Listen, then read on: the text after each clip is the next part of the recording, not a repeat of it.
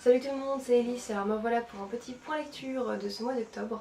Donc j'ai pas lu des masses et des masses ce mois-ci, mais je vais vous parler un petit peu brièvement de mes lectures. J'ai dû lire 4 ou 5 livres, donc voilà. On va commencer par le premier.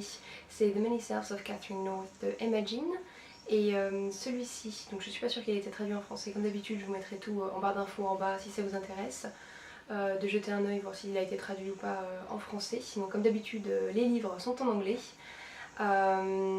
Et du coup celui-ci ça s'intéresse à un possible futur voilà, sur la Terre. Donc ce qui se fait pas mal apparemment, ce qui a été développé dans les dernières années, c'est qu'en fait en tant qu'esprit humain on peut grâce à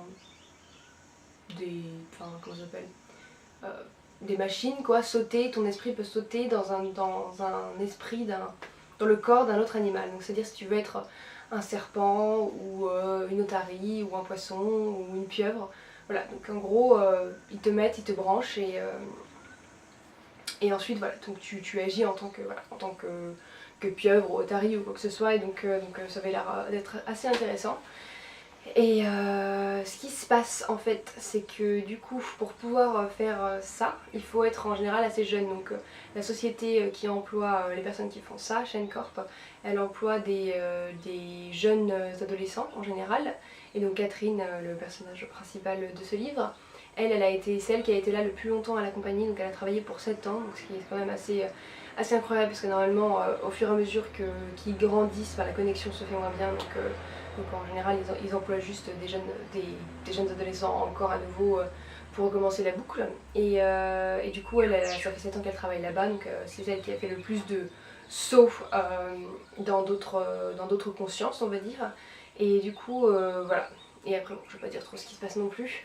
Mais moi j'ai vraiment beaucoup aimé l'aspect saut dans d'autres personnalités, d'autres consciences. C'était vraiment intéressant parce que c'est un truc que j'avais jamais vraiment entendu parler de ça. Et du coup c'était vraiment sympa de voir comment l'auteur pouvait décrire voilà, ce que ça pouvait être en fait d'être une araignée ou d'être un serpent et tous ces différents types de conscience en fait. Donc c'était vraiment intéressant de ce point de vue là. Parce que c'est vrai que nous on pense pas forcément à ce qu'on est quand on est un être vivant, mais si on était une pieuvre, notre perception du monde serait vraiment drastiquement différente quoi. Donc j'ai trouvé que ça c'était vraiment très très intéressant. Après, l'histoire en elle-même en fait m'a pas trop porté du tout. J'ai pas été particulièrement intéressée par l'histoire, mais bon, je l'ai fini quand même et c'était quand même une bonne lecture. Voilà, c'était une lecture agréable et c'était vraiment différent, donc c'était sympa. Si vous l'avez lu, je serais très intéressée d'avoir votre avis parce que j'ai une personne qui l'a lu pour l'instant, donc ce serait assez cool d'avoir d'autres avis. Ensuite, le deuxième livre dont je vais vous parler aujourd'hui, c'est le 5e épisode de Saga, donc la série dont je vous avais parlé il y a quelques semaines, il me semble, dans une de mes précédentes vidéos. Et du coup, pareil, j'ai vraiment beaucoup aimé. Donc pour ceux qui connaissent pas la série, je vais pas vous en dire trop non plus parce que sinon évidemment ça va vous spoiler. Mais c'est vraiment super comme nouvelle, comment ça, graphic novel, comme, je vais même pas retrouver le mot en français. Enfin bref, donc on va dire graphic novel.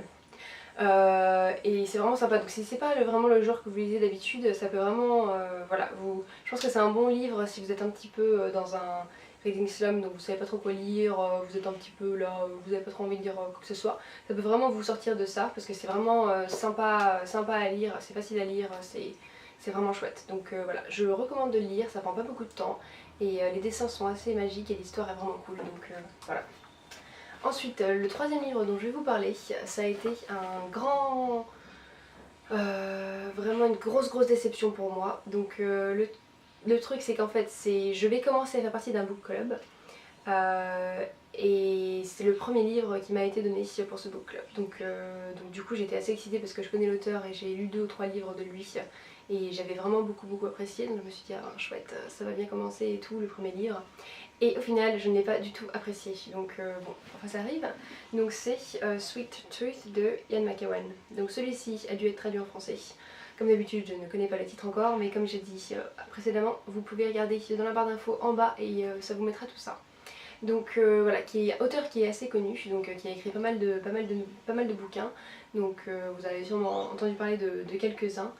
Et voilà, comme j'ai dit, moi j'ai beaucoup aimé 2 ou 3 de ses livres que j'avais lus. Et celui-ci en fait, je pense que c'est surtout parce que c'est pas du tout le genre d'histoire qui m'intéresse. Bon, je me suis dit bon quand même on va essayer. Parfois on est surpris, on est agréablement surpris, on a des préjugés, des préavis. Bref, vous avez compris. Et au final on se lance dans la lecture et puis on se dit bah putain c'est vraiment bien. Voilà, j'ai bien fait de me laisser tenter, donc j'espérais vraiment que ça allait se passer comme ça pour celui-ci, mais ça s'est pas du tout passé comme ça. Donc voilà, dès les premières pages je me suis dit non, ça va pas me plaire, mais comme c'est le premier livre pour le book club, je me suis dit bon, il faut quand même que tu le finisses, ma cocotte, parce que sinon bah, c'est pas cool quoi. Donc je me suis forcée à le finir, j'étais vraiment contente de voir la fin, puis c'est vrai que la fin m'a fait un petit peu reconsidérer ce que j'ai pensé du livre, donc c'est pas aussi terrible que ce que je pensais, mais bon, c'est quand même quelque chose que j'ai pas du tout aimé quoi. Donc en gros, ça parle de Serena, qui est une espionne dans les années 70-80, en fait, c'est la fin de la guerre froide. Et du coup, voilà, ça se passe aux États-Unis. Donc, déjà, moi, cette période, ça m'intéresse pas vraiment. Aux États-Unis et espion, voilà, enfin, donc, du coup, États-Unis, Russie, les communistes et tout ça, enfin, franchement. Non, franchement, c'est vraiment pas mon. Je sais qu'il y a beaucoup de gens qui s'intéressent vraiment à ça, mais alors moi, c'est vraiment pas ma tasse de thé. Donc, quand j'ai lu la couverture, la quatrième de couverture, quand j'ai reçu le livre, je me suis dit, bon, voilà, on va tenter, mais c'est vraiment pas ma tasse de thé, comme je viens de le lire. Donc, ben ouais, ça. Et en plus, donc l'histoire, voilà, c'est Serena, qui est une espionne, va devoir plus ou moins être sous couverture et s'adresser à cet écrivain. Et donc cet écrivain qui ne sait pas évidemment qu'elle est une espionne, et ensuite malgré tout, alors qu'elle doit plus ou moins travailler avec lui, enfin faire en sorte que sa mission marche bien, elle va tomber amoureuse de lui. Donc en plus de ça, après par-dessus, boum, on a une romance par-dessus ce petit truc, donc nope. Nope, c'était hop là, tu prends tous les ingrédients que je n'aime pas trop dans, dans un récit, tu les mets dans le bol et tu mélanges. Et ça donne un truc assez horrible pour moi. Donc voilà, donc, comme j'ai dit, je me suis forcée. Pour ceux qui l'ont lu, je serais vraiment intéressée que vous me disiez si vous l'avez aimé, ce que vous en avez pensé et pourquoi vous l'avez aimé. Parce que moi j'ai vraiment trouvé ça pas génial, même l'écriture, tout ça, ça m'a un peu dérangée. Alors que j'avais beaucoup aimé les précédents livres de Ian McEwan. Dites-moi, ça me ferait plaisir en fait d'entendre des avis positifs sur ce livre, parce que je sais qu'en plus il est assez connu, j'en avais déjà entendu parler, juste le titre. Donc voilà. Ce sera tout pour celui-ci du coup. Et ensuite le dernier que je viens de finir ce matin, et que j'avais des grandes expectations, des grandes attentes, et au final voilà, ça n'a pas été pareil. Donc j'ai pas eu un très bon mois malheureusement de lecture, mais c'est pas grave. Ça arrive, hein, j'avais eu des super bons mois les mois précédents, donc c'est comme ça. Donc celui-ci, tout le monde en a entendu parler, tout le monde a vu le film, enfin peut-être pas tout le monde, mais beaucoup de gens ont vu le film. Moi j'avais vu le film et j'avais vraiment apprécié le film. Après voilà, c'est un film voilà, hollywoodien, blockbuster, c'est du bon... Voilà, c'est du bon divertissement, quoi. C'est pas non plus le film de l'année, mais j'avais vraiment beaucoup apprécié. Et c'est The Martian de Andy Weir. Donc celui-ci, avec la petite tête de... Comment est-ce qu'il s'appelle déjà? Je me souviens plus. Matt Damon sur la couverture. Ouais, j'ai pas trop apprécié. Donc en fait, comme je disais, le film j'avais beaucoup aimé, mais le livre en fait ça s'est perdu un petit peu dans toutes ses technicalités. Donc pour ceux qui connaissent pas l'histoire, c'est l'histoire de Whitney, donc c'est un astronaute qui va être laissé sur Mars en fait lors de la mission. Ses collègues le croient plus ou moins mort, en fait il y a eu une grande tempête de poussière et ils ont dû partir et ils l'ont laissé, enfin, le croyant mort, l'ont laissé sur la planète, et du coup il va devoir essayer de survivre tout seul sur la planète, loin de tout le monde. Donc du coup, pour ceux qui aiment la science-fiction, c'est quand même un sujet assez intéressant quoi. Et le truc c'est que le personnage principal, les personnages, enfin moi ils n'étaient pas du tout assez creusés. On a quand même passé quasiment 400 pages avec ce personnage et j'avais pas vraiment d'empathie pour lui. Ça aurait pu être beaucoup plus creusé je pense, et malheureusement ça l'a pas fait pour moi. Pareil, j'ai pas compris comment un type aussi intelligent pouvait être aussi stupide à certains passages, donc il est assez gamin quand même dans sa tête, et parfois, enfin voilà, bon, il y a des trucs qui sont drôles et des trucs qui passent complètement à côté pour moi, donc il y a vraiment eu ouais, des changements dans dans l'écriture en fait on est à différents niveaux quoi. T'as un niveau qui est là et puis ensuite ça redescend et puis ça remonte et puis c'est assez perturbant parce que du coup j'ai été constamment prise en dehors de ma lecture en fait et à penser à l'auteur et à comment, enfin pourquoi est-ce qu'il avait fait ces choix-là et du coup c'est pas, voilà, c'est pas l'optimal quand tu lis un livre de penser à l'auteur et d'être constamment prise en dehors de l'histoire quoi du coup donc c'est un petit peu dommage. Et aussi j'ai beaucoup aimé au début avoir toutes ces questions techniques en fait, toi tu penserais que c'est plutôt simple, voilà, certains trucs mais en fait c'est tellement compliqué et du coup on t'explique voilà la physique, le machin, comment ça marche, comment tu peux survivre sur Mars.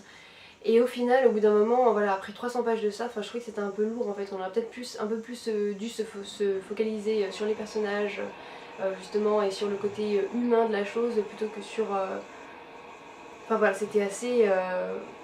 c'était pas très divertissant de ce point de vue là quoi. Donc voilà, si vous l'avez lu, parce que je sais que vous êtes beaucoup à l'avoir lu, donc celui-ci c'est sûr qu'il aurait été traduit en français, c'est peut-être, je sais pas si c'est Le Martien ou Seul sur Mars, ça doit être le même titre que le livre je pense, que le film.